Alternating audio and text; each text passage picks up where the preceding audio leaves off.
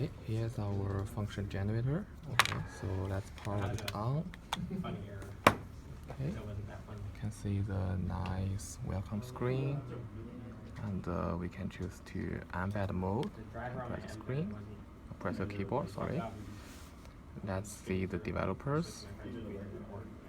This is the name of our team members. Okay, let's get started.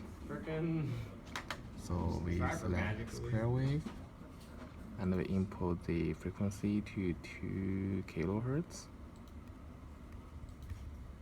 Okay, then we select 2 volts for its amplitude. Okay, you can check the oscilloscope. It's a pretty nice waveform. You see the frequency is 2 kilohertz and the amplitude is 1.94 volts.